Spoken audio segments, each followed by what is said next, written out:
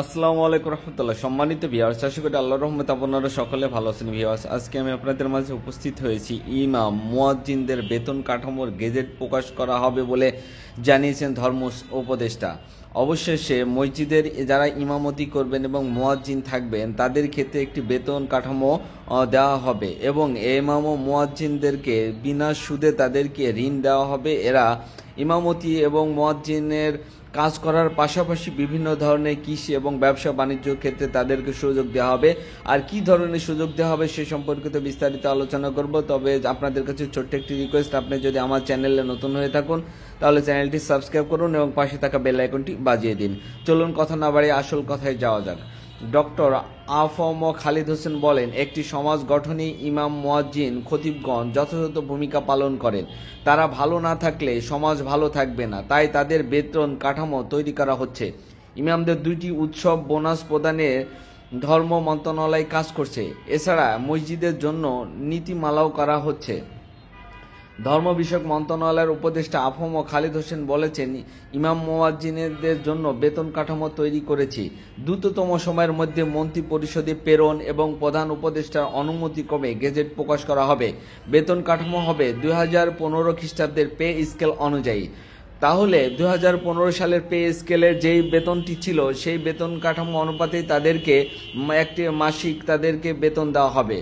মঙ্গলবার 31শে ডিসেম্বর দুপুরে ইসলামিক ফাউন্ডেশনের বরিশাল বিভাগীয় কার্যালয়ের মিলনায়তনে আয়োজিত ইমাম প্রশিক্ষণ একাডেমি কেন্দ্রে প্রশিক্ষণরত ইমাম ও মুয়াজ্জিনদের সঙ্গে মত বিনিময় সভায় এসব কথা জানান ধর্ম উপদেষ্টা খালিদ হোসেন বলেন, মসজিদ সংলগ্ন এলাকায় ইমাম মুয়াজ্জিনদের বাসা এবং উৎসব ভাতার প্রস্তাব রাখা হয়েছে। এটা বাস্তবায়ন হলেই ইমাম মুয়াজ্জিনদের জীবনমান উন্নত হবে। ডক্টর আফম খালিদ হোসেন বলেন, একটি সমাজ গঠনে ইমাম মুয়াজ্জিন খতিবগণ যথাযথ ভূমিকা পালন করেন। তারা ভালো না থাকলে সমাজ ভালো থাকবে না, তাই তাদের বেতন কাঠামো তৈরি করা হচ্ছে। ইমামদের 2টি উৎসব বোনাস প্রদানের ধর্ম মন্ত্রণালয় কাজ করছে। এছাড়া মসজিদের জন্য নীতিমালাও করা হচ্ছে। তবে ইমামদের স্বাবলম্বী করার জন্য বিভিন্ন পরিকল্পনা হাতে নেওয়া হয়েছে জানিয়ে তিনি বলেন, যেসব ইমাম মুয়াজ্জিন প্রশিক্ষণ নিয়েছেন অথবা নিচ্ছেন তারা ইমামতির পাশাপাশি যাতে ছোট ব্যবসা, কুটির শিল্প, মৎস্য চাষ, ক্ষেত খামার, কবুতর পালন অথবা কোয়েল পাখি পালন করে স্বাবলম্বী হতে পারেন, এই জন্য বিনা সুদে আমরা তাদের ঋণ দিচ্ছি। অর্থাৎ আপনি সামান্য পুঁজি নেবেন, আমরা সামান্য পুঁজি দেব।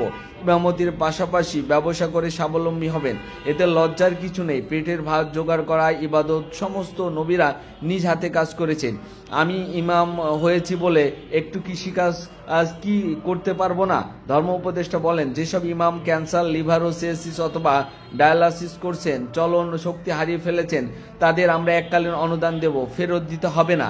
এছাড়া ইমাম মুয়াজ্জিন কল্যাণ ট্রাস্টের অ্যাকাউন্টে ভালো অ্যামাউন্ট আছে। আমরা চাচ্ছি ব্যাংকে পড়ে থাকা টাকাগুলোকে ইউটিলাইজ করে ইমাম মুয়াজ্জিনদের কল্যাণে কাজে লাগাতে। তিনি আরও বলেন, আমরা প্রাথমিকভাবে সিদ্ধান্ত নিয়েছি একটা ওয়াটার ট্রিটমেন্ট প্ল্যান্ট করব, সেখান থেকে মিনারেল ওয়াটার তৈরি করে বাজারে সাপ্লাই দেব। যা লাভ হবে সেটা ইমাম মুয়াজ্জিনদের কল্যাণ ট্রাস্টে যাবে। আমাদের সময় কম হলেও আমরা শুরু করে দিতে চাই, আর কারো কাছে আমাদের টাকাও চাইতে হবে না। আমরা প্রাথমিকভাবে নিয়ত করেছি পানি বোতলের নাম দেব ইমাম। তবে ভিউয়ার্স, এই সকল উদ্যোগ খুবই একটি ভালো উদ্যোগ। যারা আমার সাথে ছিলেন তাদেরকে সাথে থাকার জন্য অসংখ্য ধন্যবাদ। আসসালামু আলাইকুম রহমতুল্লাহি ওয়া বারাকাতুহু।